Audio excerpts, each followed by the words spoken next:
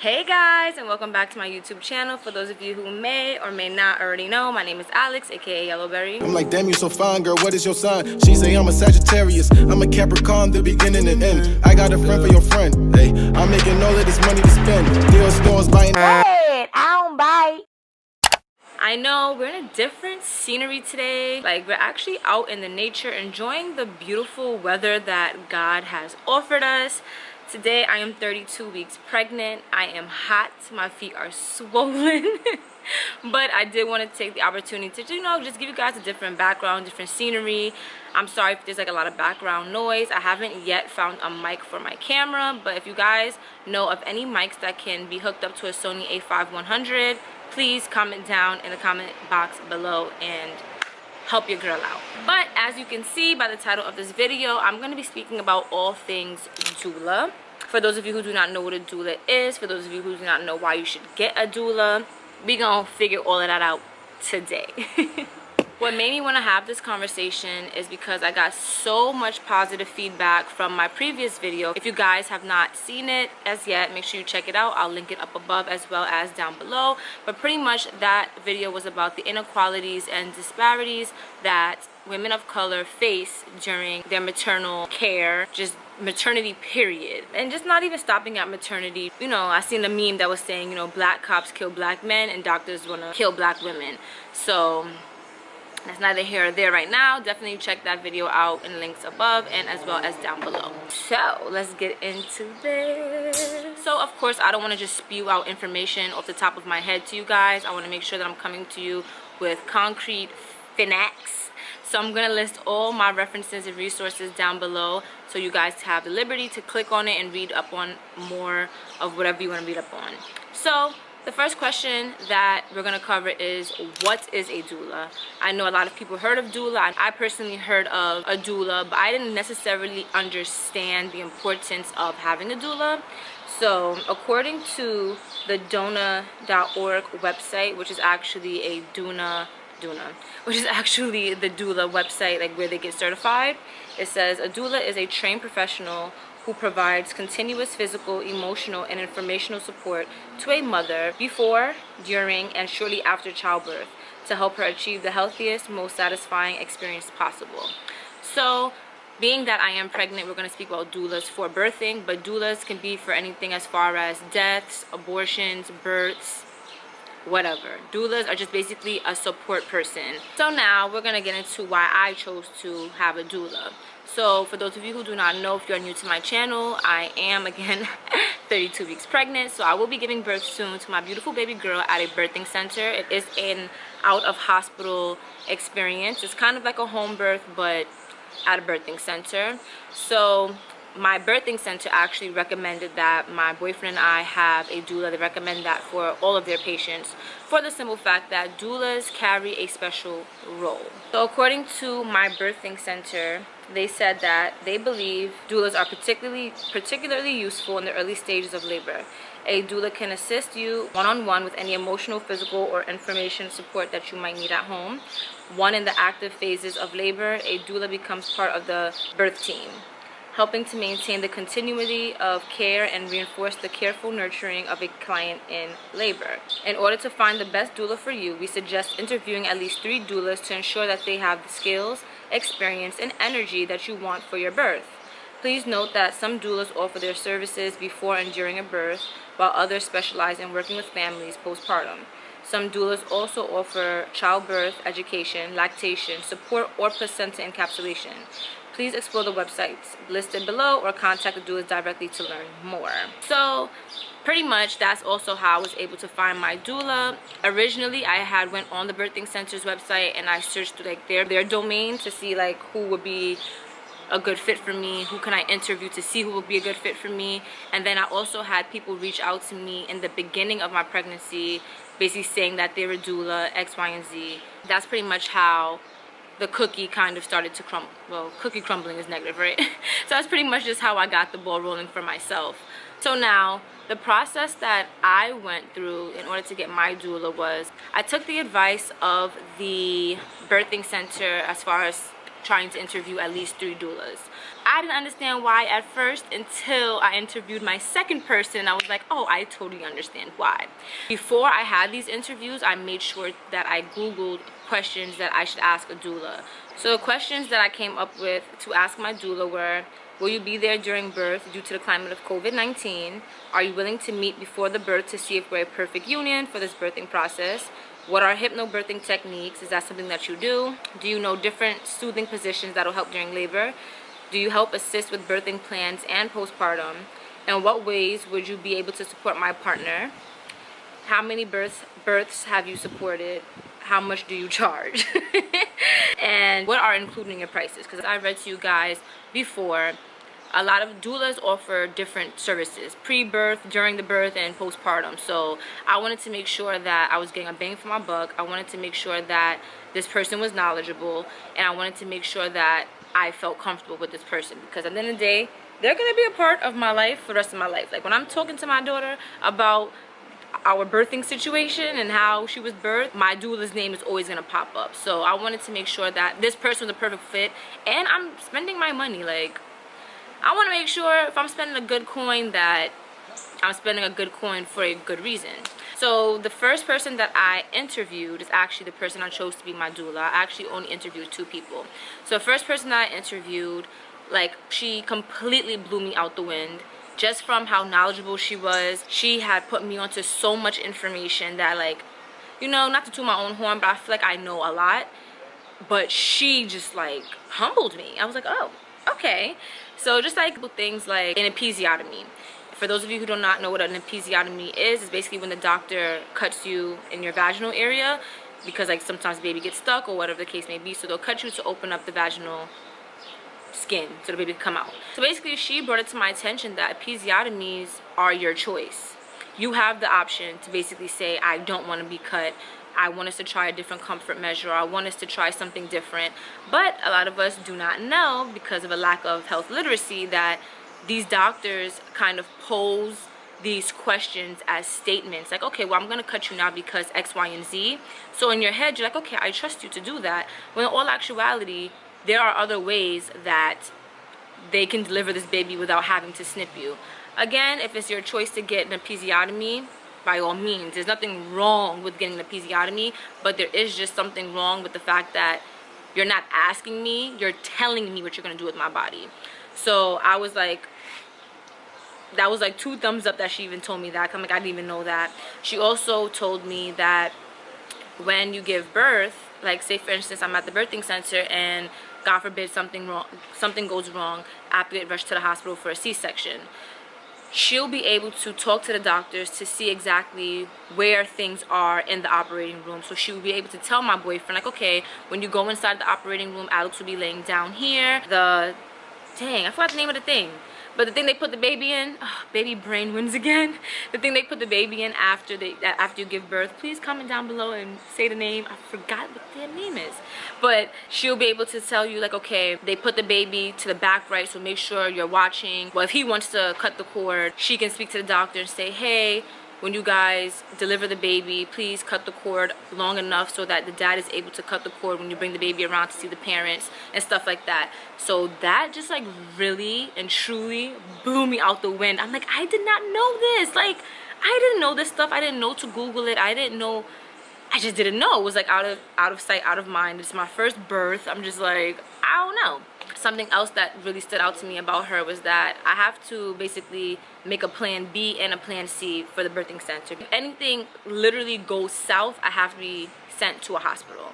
My doula was like, you know, I'll do that research for you, as far as you can tell me, or we can plan together what hospitals that you want to go to, and then from there I'll call them up. I'll see like a floor plan of the place. I'll ask them, you know, how long is the stay, what are your C-section rates, what is this, what is that, X, Y, and Z. For those of you who can only imagine how overwhelming things can be when you're pregnant, and for those of you who know how overwhelming things can be when you're pregnant, just to have somebody there that can do that stuff for you is just amazing. Like, it's just like a breath of fresh air. I just feel like it just takes a load off of my partner and I before birth. And my partner and I have a whole bulk of things to do before the baby comes. So just somebody who's gonna wait on a 3-hour call to the hospital, like, come on.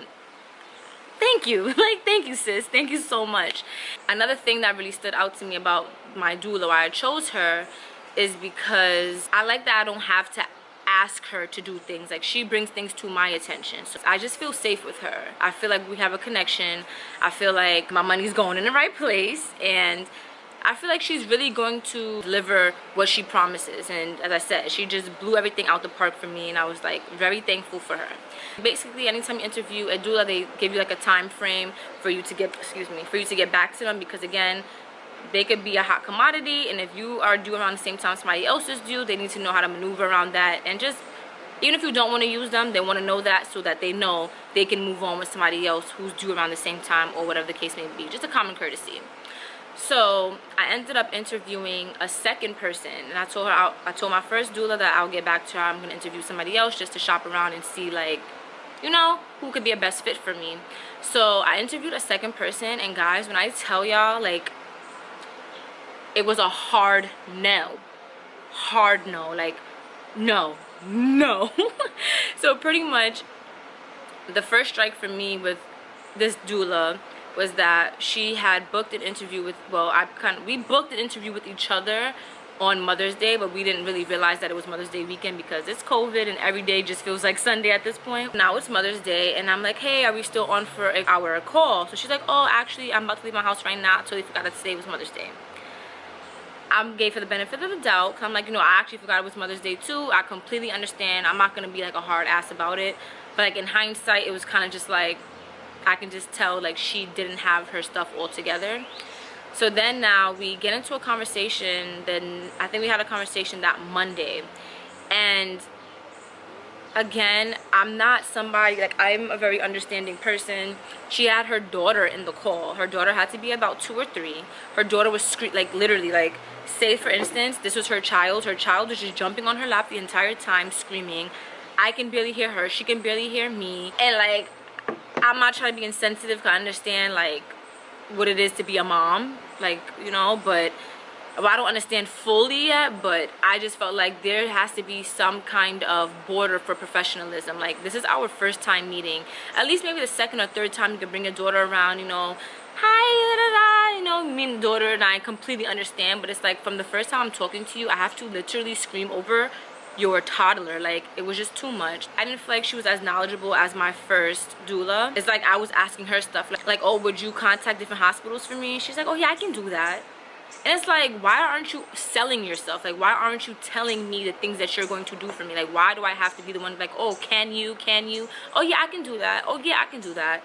Oh yeah, I can do that. And it's just like, girl, I'm going back to my first option, because you just all over the place. And then I was just asking her about like different comfort measures. And for those of you who do not know what comfort measures are, it's just basically like when you're using the peanut ball or the exercise ball, or like swaying back and forth, like different massages, different things to make sure that I'm comfortable during my childbirth. And I don't know, like, she burned sage. I have nothing against sage, but that's just not my thing. So I can just tell this lady and I just weren't, I just feel like I wasn't gonna get a bang for my buck. I was literally gonna pay for the little that she was offering, and I just didn't feel as safe as I did with the first person who I actually ended up going with. So that is why it is very important that you guys should interview more than one person, because say I interviewed her first, I would have thought she was selling me a dream. Like, I probably wouldn't have felt comfortable with her 100%, but I probably would have felt like, oh, I mean, I guess she's a doula, she knows what she's doing. But again, after speaking to my first candidate, who blew me out the park the first time I spoke to her, and then seeing somebody like this, or speaking to somebody like this, it was just like, oh, all right. So this is exactly why it's also good to ask certain questions, to do your research, to make sure that, you know, you're hitting certain points. Because for somebody like me who did not even know exactly what a doula is supposed to be and what they're supposed to do, I literally just thought that they were there to massage my back and that was it. But really doing my research and understanding their position and why they're there, and the kind of questions that you should ask, and the aligning myself with what kind of person I want to be there for my birth, you must do the research and ask those questions. And you shall receive. All right, so those are just some experiences that I went through and some facts that I was able to collect for you guys. So now I want to just give you guys my opinion why I feel like it is very important for you to have a doula. And doulas are not by any chance only for a natural birth. I highly recommend you to get a doula even for a hospital birth. And the reason being that a lot of us are not in the healthcare profession. A lot of us do not know some of the facts that I spit to you guys, like what happens about with an episiotomy and certain things about like the umbilical cord cutting and whatever else there is to know, because I'm sure there are a lot of things that I still probably don't even know. But doulas, which I also do want to add, they're not medical people. And what I mean by that is they cannot tell your doctor, no, don't cut her, no, don't do this. But what they can do is give you the knowledge to say, hey, we spoke about what an episiotomy is, the midwife or the doctor would like to do that, I'm just giving you a heads up kind of thing.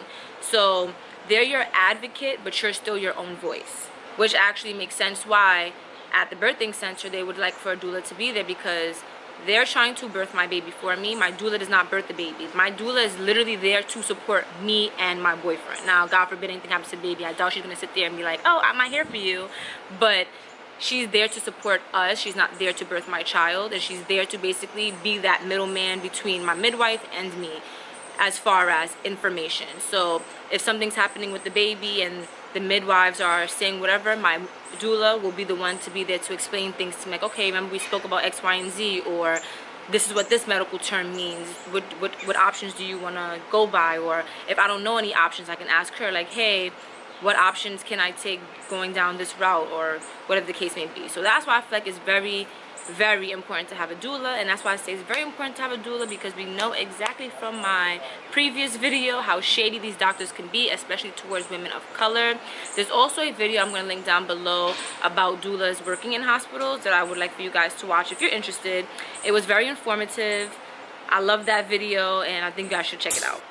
And a lot of you are probably wondering, like, why can't I just do the research myself? And why can't my boyfriend just be my doula? Why can't my mom just be my doula? Why can't my sister? Why can't my best friend? The reason being that those people cannot be your doula. I mean, if you want them to be, but the reason why they shouldn't be is because, one, doulas are actually trained professionals. So technically you cannot call your man your doula if he ain't go to doula school. And secondly, when you're in like so much pain and you're just going through the motions of a pregnancy, you want somebody that's going to be solid. And I believe my boyfriend is solid. I'm not taking that away from him, but I'm sure he's not going to want to see his girl in pain. I'm sure that he's not going to want to, he cannot make certain decisions for me, because he also does not have as much knowledge as somebody who actually went to school for this does. You know what I'm saying? So that is why your loved ones can't really be a doula. They can definitely be a support person, but as far as having the name of a doula and somebody who's going to have that knowledge and that omnipotence, I want somebody that's knowledgeable there, as well as my man, you know, to rub my back and rub my feet. And I want her to rub my back too, but you know, it's just different roles. And before we go, I just want to give you guys some more questions. And these are the questions that my boyfriend actually asked, in addition to the questions that I had asked my doula. And I was actually very shocked at the questions that he asked, but he also did Google so he can have some knowledge, as well as the stuff that I told him. So everything is just about knowledge, y'all. Like, seriously, it's just about knowledge and educating yourself, because you're not going to get these answers just dropping out the sky to you. So some questions that he asked was, do you have any other clients due near our time? If so, do you have a backup doula, and can we meet her? Have you attended a birth with complications? Do you have any written reviews or references? Why did you become a doula? What trainings do you have? Do you do placenta encapsulation? And what's your doula style? And then he also asked about the Bradley method, because we saw something about the Bradley method on the internet, so we just wanted to ask her, like, does she know anything about it? And yeah, so pretty much that is just my journey with my doula so far. So yeah, that'll pretty much conclude this video. For any of you guys who have any questions or comments, please make sure you drop them down below. I'll be glad to answer any of them. And remember, guys, ladies and gents and everybody else, please make sure that you are doing research. Make sure that you are asking questions. No question is a dumb question. if you don't know something, just ask. You shall get an answer somewhere from someone, especially when it comes down to your health, especially when it comes down to birthing a child, bringing a human into this world. You know, we deserve to be respected. We deserve to be able to ask a question and have it be answered, pretty much. Pretty plain and simple. But again, if you guys have any comments or questions, don't forget to comment down below. Again, I am 32 weeks. Today, I have approximately 8 more weeks until I give birth. So I'm going to definitely follow up with another video as far as how my doula experience was like at the actual birthing center. But right now, everything is going amazing with her. I really like her a lot, and I just hope that things continue to be on the same positive route. I want to thank you all for watching, and I will see you in the next one. Bye.